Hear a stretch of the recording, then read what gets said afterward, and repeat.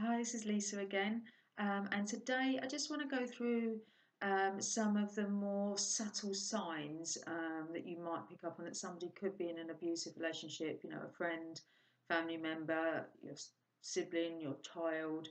Um, there's obviously the real strong, obvious signs of physical bruising and flinching, and hard to contact, pulling away from you. But there's a lot more subtle signs that are going on, particularly when the abuse isn't so much violence, when it's more manipulative and more controlling and more emotional. Um, so I thought I'd just run through a few things because there might be somebody that you're a little bit worried about, but you're not too sure. You've never been in this situation before, or there might just be things you're picking up on with somebody, and you might be really it might be bothering you, and you think, how can they be treating me in this way? But then there might be these underlying reasons that you might not be aware of, that are beyond their control. Um, I think one of the big things, just to get started, is if when somebody's with you, they're time watching, um, basically because their time's not their own. And they've always got something else they should be doing, so that when they're spending time with yourself as a friend, a family member, they're probably being made to feel bad that they're there. They're probably on a curfew as such, in that they've got to be back at a certain time. And there's probably a lot of other things going through their mind that they've got to get done in that day or that evening or that week.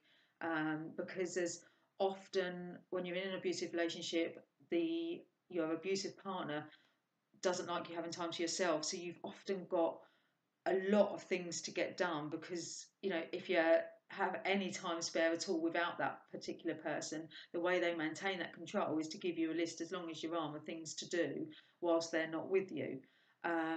So if they're time watching and it looks a bit rude, just be aware of there might be somebody else controlling their time.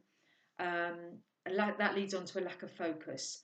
Um, for somebody that's in an abusive relationship, their mind is in chaos. Um, they're trying to second guess their partner's moves, their partner's moods, how they're going to get through the next day, next week, next hour. They've got a lot running through their mind, so they will struggle to focus on stuff, on the less important things in their life at that time.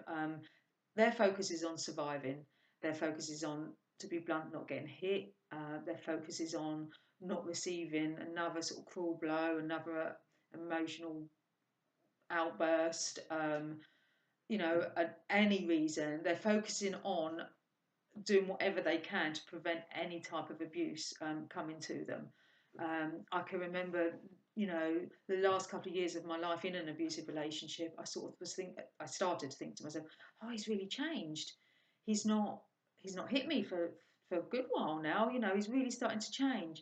And then I sort of thought, what am I talking about? It's not that he's changed at all. It's the fact that my whole life, my whole focus in life is to do what I know keeps him happy. And if I keep him happy, I'm not going to get hurt, either mentally, emotionally or physically. So your whole focus is based around this one person. So therefore you struggle to stay focused. Even at a job, you might have a colleague or an employee that's really struggling to focus. Just be aware of, you know, their other lives and what they're going through. And don't get me wrong, it's not always going to be a sign of abuse, but it could be a possible sign of abuse. Um, and again, then that leads on to unreliability. I let down my family and my friends time and time after, time and time again. I remember not even fully being there at my best friend's wedding, which still breaks my heart today. But because I was told what time I could go and what time I could come back, and I didn't go to a hen party. I pulled out at the last minute, and it's things like that that are beyond their control. And I know for somebody that's not going through, that's hard to believe that somebody can control you in that sort of a way. But when you're in fear of your life, to be dramatic, or fear of another bout of abuse, you will do whatever it takes. And again, that's your main focus.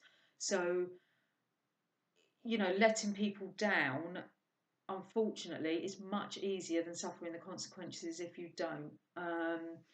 there's a sort of probably a lack of apathy, a lack of emotion, that could be coming through, purely because they've either turned off a lot of their emotions. It's easier to do that, um, and B, that they can't really take on your problems or listen to your problems as well as they probably should, because they're too busy with their own. Like I say, this chaos in their head is all about their partner and all about how to survive without getting any more abuse, and trying to live their life the best they can.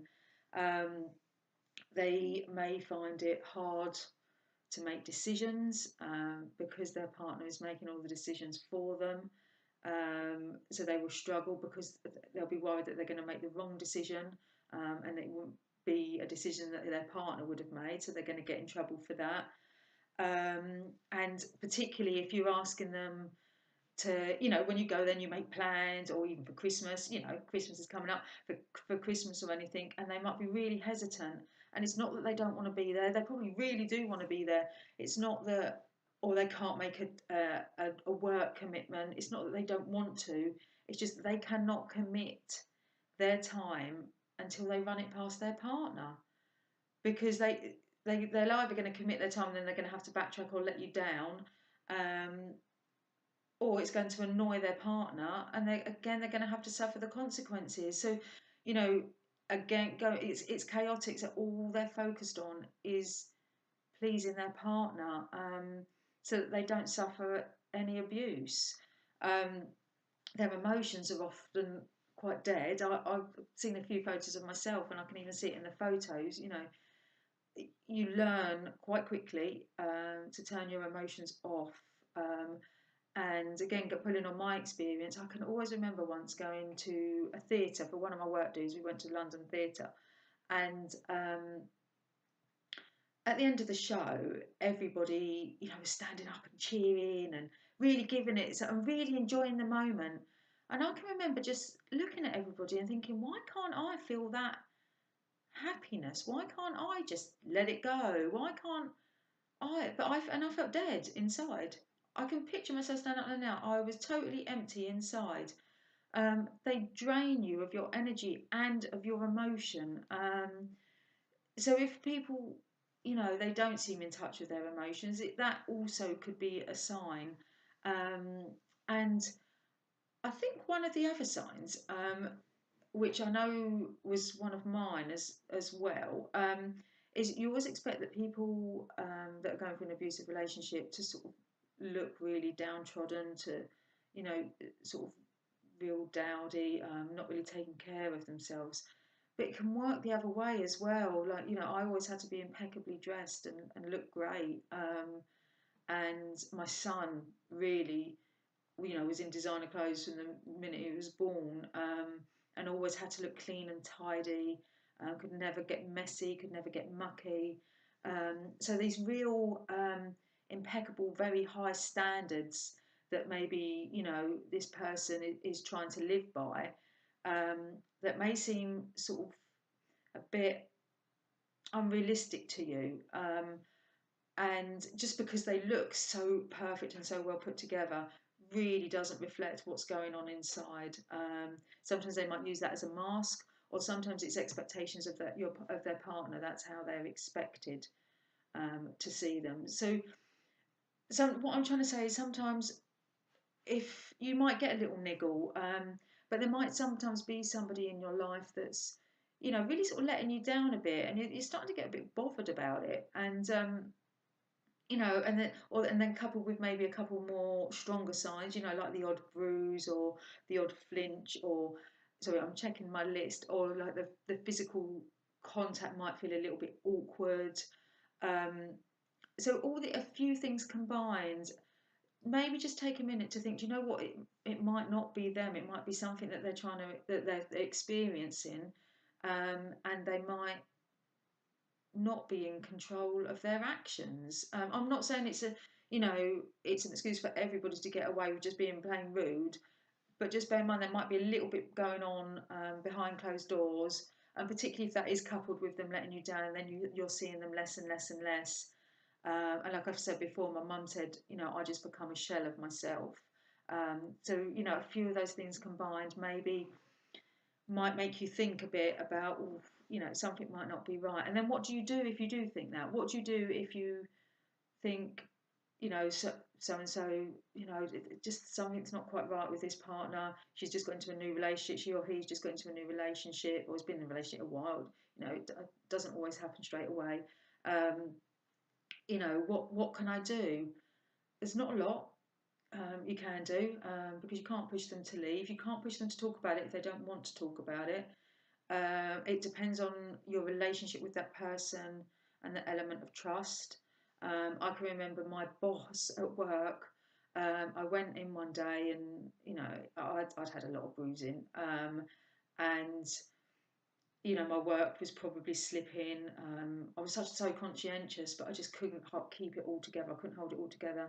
And I remember there's one day, I was in his office because I was his PA, and he said to me, Lisa, what can I do? What can I do to help? And I was just like, what do you mean? Nothing. I'm fine. Because I wasn't ready to open up at that particular point. And I still remember him now, and I'm so grateful for him trying to. And but there's a fine line, because obviously that was my job, so I wasn't going to run away. But it's very hard. You need to keep the lines of communication open, so you can't really push a person that's in that situation, because you don't want to scare them off. You don't want them to think, oh, they know everything that's going on. My partner's going to go mad because they know it. So I'm going to block them out completely. I just won't talk to them for a little while. That's what you run the risk of if you sort of try to push it. So you just need to keep the lines of communication open. Just not so specific. Are you being abused? Maybe something. Just like, is everything okay? Is there anything I can do to help? Do you want a day out? Do you need, do you need me to do anything for you? And just keep those lines of communication open, and maybe bear in mind the fact that they might go a few weeks without contacting you, and just give them a text, or just to say, look, I'm thinking of you, contact me when you can. Keep the lines of communication completely open, um, bearing in mind the chaos that could be going in their head, and just try not to question them too much, because again, like you say, you might push them to give maybe a bit more information than they're ready to give, which will scare them, and then the barrier will come down. They just need to know that you're there for them when they need you. You can't push them to leave. Um, you could help them to realise that there is life outside of this abuse, that there is a way out of this abuse, by maybe coming up in conversation about maybe this video that you've seen, or like that women's refuges are out there, and they're a fantastic resource. It depends on your relationship, and I think the best way that you can help somebody in that situation is to be there for them.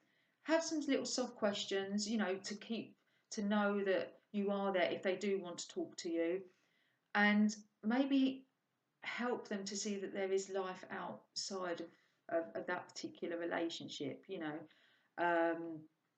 I don't know, tell them about a magazine article you've read, or something about refuge, just in passing comment, not directly at them, unless they've come to you to talk to. I mean, great if they have come to you to talk to you, and you're in a position where you can help them. That is great. You let them know about the refuges, you let them know about people that have survived domestic abuse and have got out and are thriving, and a lot of time, the one of the reasons for people staying in an abusive relationship is financial. They've often not got a lot of money that is their own money, because it's all taken up, their partner's using it all, or has got control of it all. um, Maybe suggest, particularly if they've spoken to you about it, maybe suggest that you hold a little bit of money, a secret sort of stash of money, for them, if they've got a few pounds or something they just want to put away, because money isn't everything, but it helps with your freedom, because it keeps a lot of people stuck, because they just don't know where they're going to go, they don't know where they're going to do. That's what keeps people stuck in these relationships, is they're unsure of how to get out of the chaos, how to stay out of the chaos, and particularly with the children, how to pull the children away as well. So just try not to judge, and just keep the lines of communication open, and let them know that you're going to be there no matter what. It doesn't matter if they haven't contacted you for 3 months, because they're going to feel guilty about that, because you're their mum, you're their sister, brother, aunt, uncle, friend, employee, boss. Um, so they're going to feel guilty that they're not giving you time. They're going to know that they're letting you down. They're going to know how unreliable they are, because they're going to feel bad about doing it. But the thing is, they will feel worse if they don't let you down, because of what the consequences are. So just keep it open. Try not to judge their position. They're doing the best they can. Um, and maybe take on some knowledge on their behalf, that you're ready the minute they open that line of communication. You can seize that moment and say, right, well, I know this, you could do this, you could do that, don't worry, it's all going to be okay. You know, I've got a few quid that you can take, like, when you go. I remember when I left, my boss was so lovely. I only gave her like 2 days notice. And she's like, don't worry, I'm still going to pay you right at the end of the month for your full month's wages, and just something little like that. I mean, it's so lovely that everyone was so kind and supportive. Um, but obviously money's a big option. If you're running away, you've not got anything, have you? Or, if you're in a position where you can help them, as in give them a place to stay, then do let them know that. But do be aware that the more involved you get, the less easy, you can't be that sort of overseeing, sort of just objective help. You will become, heavily involved. And I think if you're going to get involved, you need to be aware of, the consequences, that you could very well be putting yourself in danger. So look after yourself as well. But ultimately, just be there whenever they need you. Like 3 months, down the line, they could have let you down, time and time again. But just know that you will always be there for them, and give them as much information as you can if they ask for it. Thanks a lot. Bye.